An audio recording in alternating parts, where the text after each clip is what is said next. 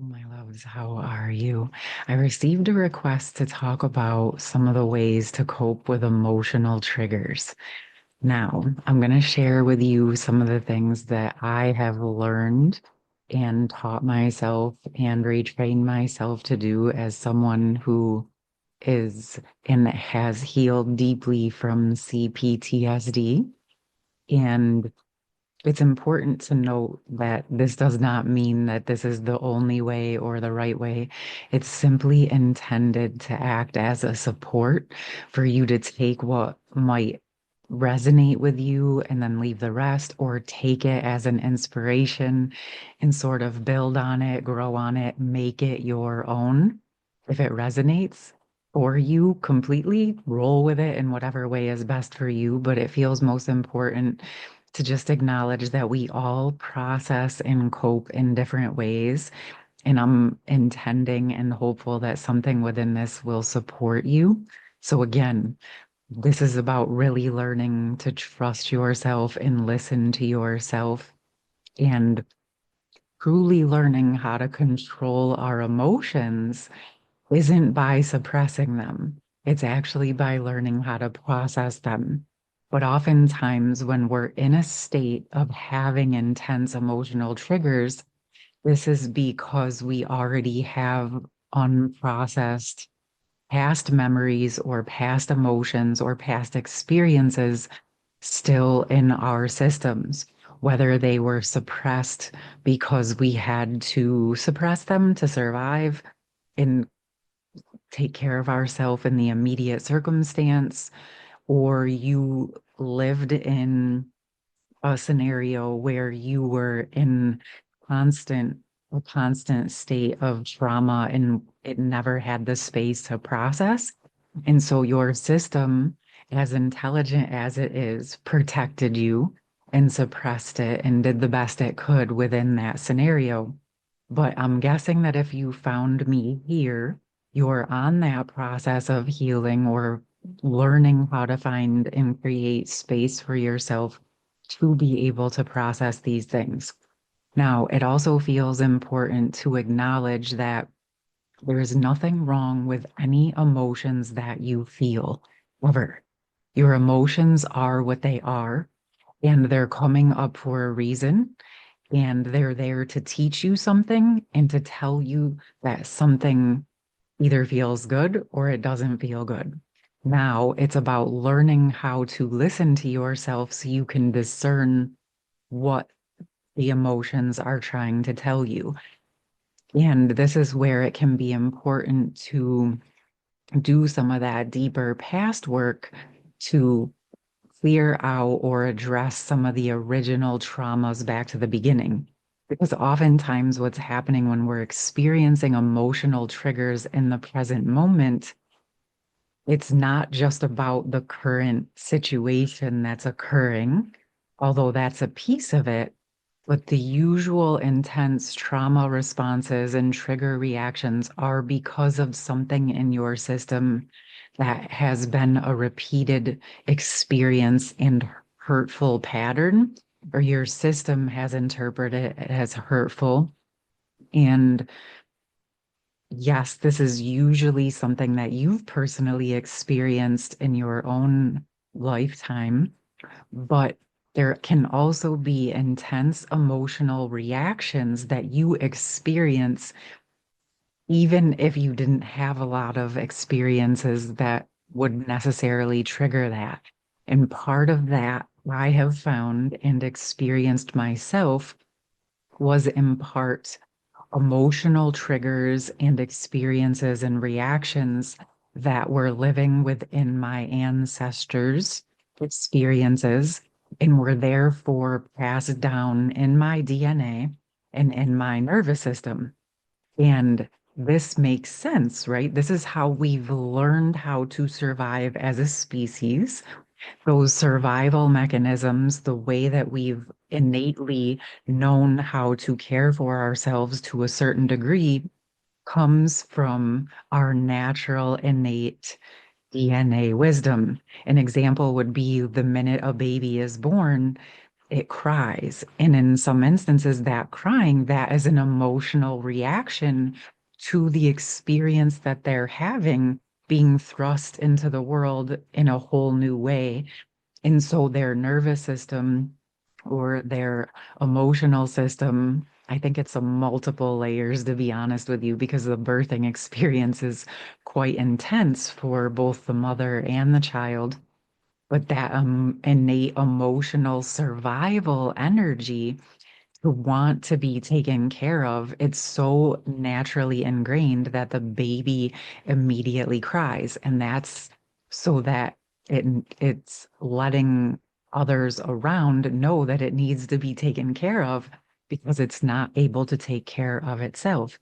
This is a perfect example of how we have these ingrained survival mechanisms, and they can be very obviously important.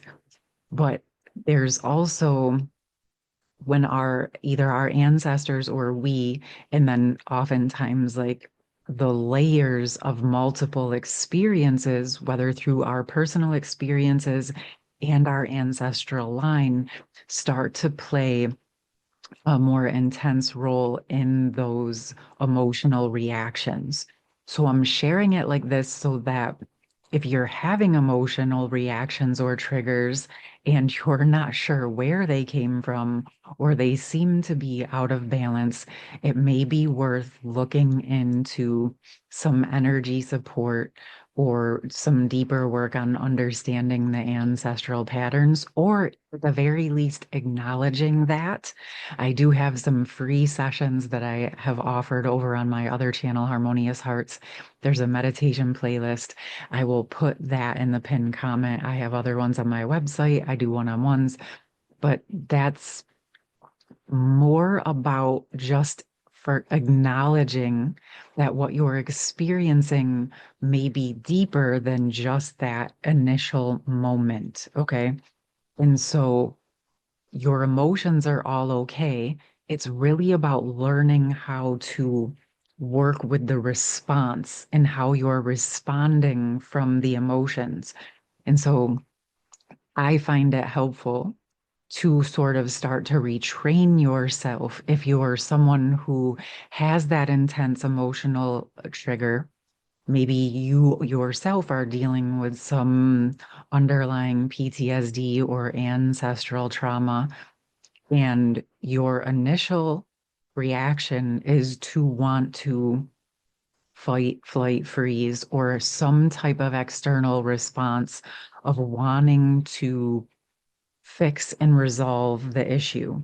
What is happening oftentimes, even if you're yelling or screaming or crying or that emotion is coming out, oftentimes there's a deep anxious energy attached with it where you're wanting to resolve and help whatever hurt and pain that you're feeling physically, emotionally to stop. And so that trigger is sort of coming up as a signal there's something for you to process and look at. Now, again, as long as you're not in immediate danger, right? Because that's like a physical trigger, could be emotional, but as long as you're not in immediate danger, it can be really helpful to just acknowledge ahead of time before you're in one of those circumstances, like listening to this video and saying, okay, these are some of the things that I notice and that I can look out for if this starts to happen. If you start to feel that anxiety come up, if you start to feel like you want to fix it and make it better immediately, but it's being run by an intense emotion or trigger or anxiety, that, my loves, is actually a signal, as long as you're not in danger, to actually not take immediate action. That is your signal to say, okay, hold up. This is intense. I'm angry. I'm anxious. I'm uncomfortable. This feels really not good. And I either want it to stop or I want it to be fixed. And so I encourage you to take a step away from whatever you're doing. Find yourself a quiet space by yourself. whether it's going for a walk or, going to another room, whatever it is that you need to do to give yourself some space and grace to actually like process your part of what is going on. And you could even say to the other person or in the situation, like, look at, I have some things coming up for myself right now that aren't necessarily connected to you. I have to go take care of myself and process this. And once I can get myself settled, I'd be happy to come back and talk to you. Or you can even let people ahead of time know that you're working on these triggers and you're addressing them, and so you might have these sort of like code words or experiences that you're not blowing them off, but you're actually taking personal responsibility for your emotional triggers. Okay. I know not every circumstance is going to warrant this experience, but this is really about just trying to set yourself up for success as much as possible. Okay. And then you take that time and you give yourself space. If you found that you wanted to run away from the person or wall or freeze, that's okay because it might be appropriate for you to take a break. But with this, you want to make sure now that you're alone and you're in your own space, that you're not walling or freezing off the response any longer. Now that you're alone and you have your space, it's important for you to learn how to hold space for yourself so that those emotions don't get further suppressed.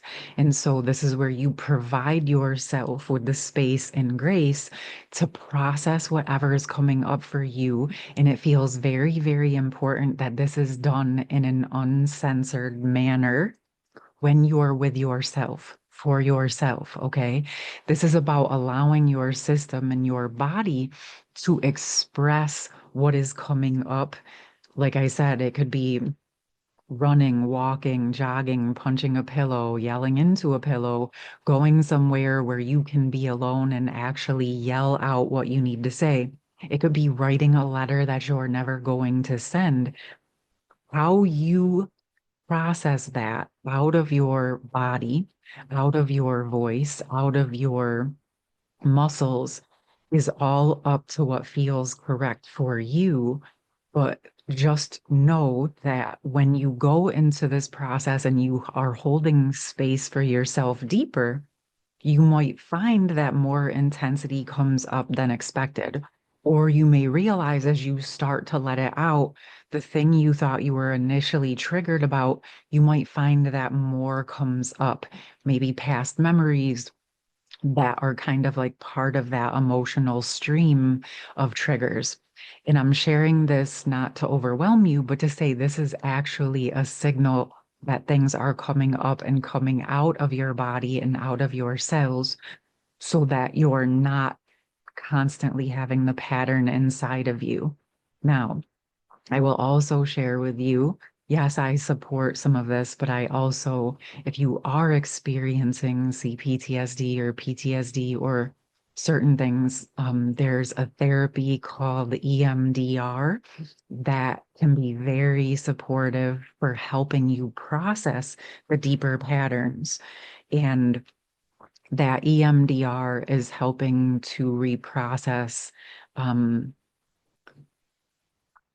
the stored trauma in your system, and that's done by a regular conventional therapist. Okay. And you can just look that up online if you're not aware of it. It was one of the tools that I had as a part of um my team of people that supported me through my process. And I just wanted to acknowledge that that can be a very helpful and supportive therapy. Okay. And if I can find some information that feels resonant, I'll drop it in the pinned comment for you around that as well. Okay. So, one other tip that I want to share with you as you're going through this process, like I said, and you're giving yourself space and grace, and you're working with some of those ways of processing the triggers, you know, we're all at different stages. And one of the things that I started doing for myself when I was feeling the anxiety, but there was nothing I could actually do about it in the moment.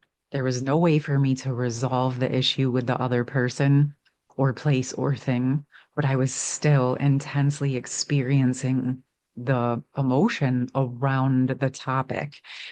And so, not to wall off or shut myself down or ignore it, what I did was I actually would give my system space. And how I started to do this was sort of envision or feel the anxiety wherever it was in my system and say it was in my heart, or, I'll just use that as the example.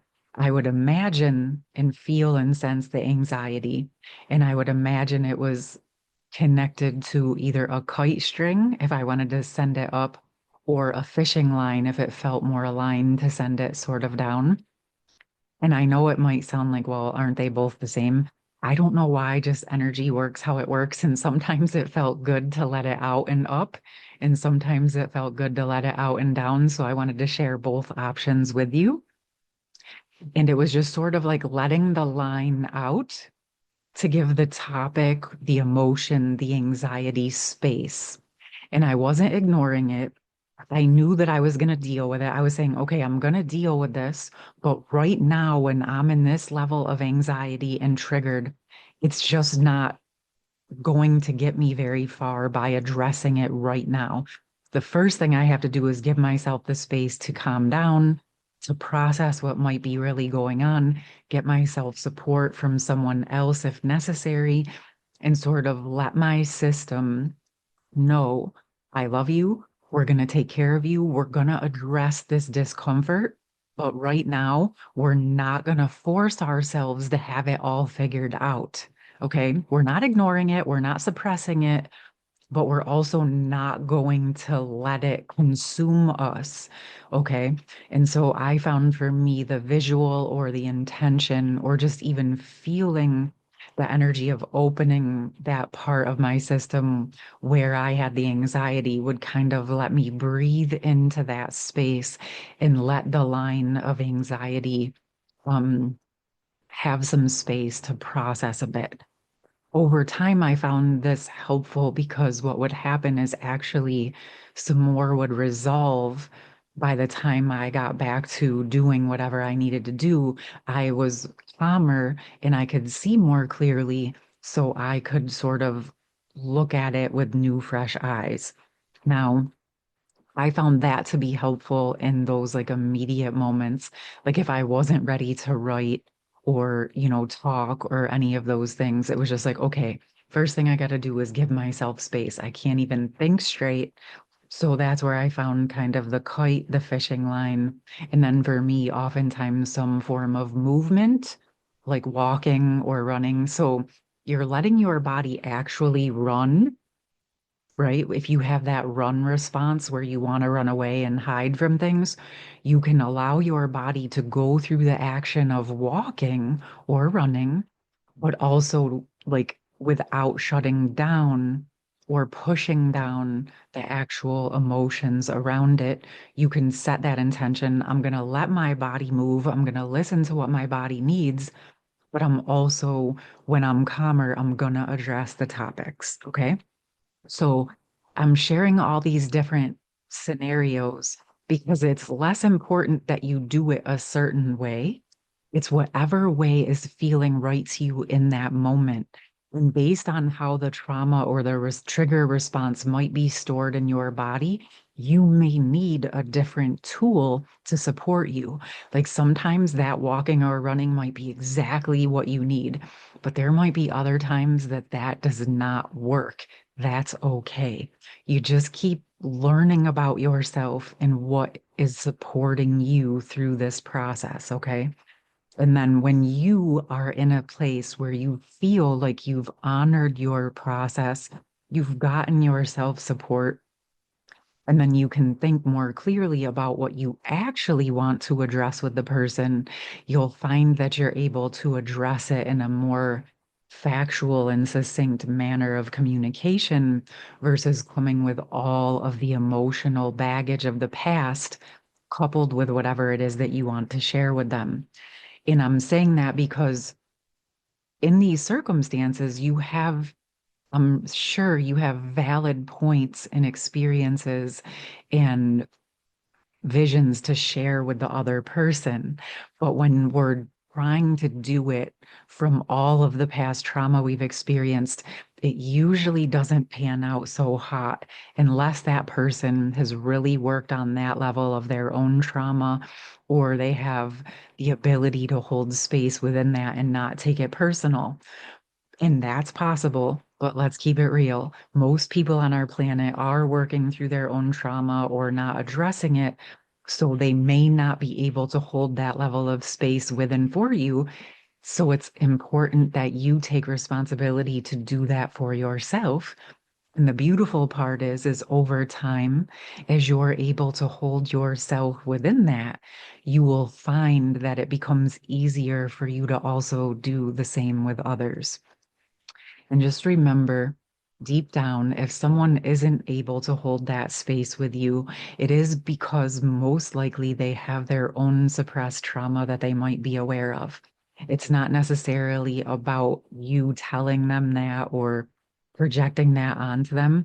It's more about being aware that if someone isn't holding the space for you that you're wanting, it's just because they're not able to in that moment, and it kind of helps to have the compassion for yourself. And the deeper you have the compassion for yourself, it becomes easier to have compassion for others. And again, the last time I feel like I'm going to reiterate it one more time, that motto of space and grace is huge. Okay. Because you're allowing yourself the space and the grace to actually open up and start to process and clear out and address these things that might have been in there for a long time or for generations. So the grace part is important because you're learning and in learning how to embody a new way of being, and it takes some time and practice, and that's okay. But I will tell you, in my experience, it has been very, very worth every single second of it. Okay, my loves. So I'm going to leave that there. And I feel like there is definitely more I could talk about on this topic. If there's something that you feel like you would like to ask or explore, please drop it in the comments. If I'm able to speak on it, I'd be happy to. If you want to connect with me one-on-one, I'll put all my information down in the pinned comment. And again, I hope that you have a beautiful rest of your day, and I will talk to you very, very soon. Love you.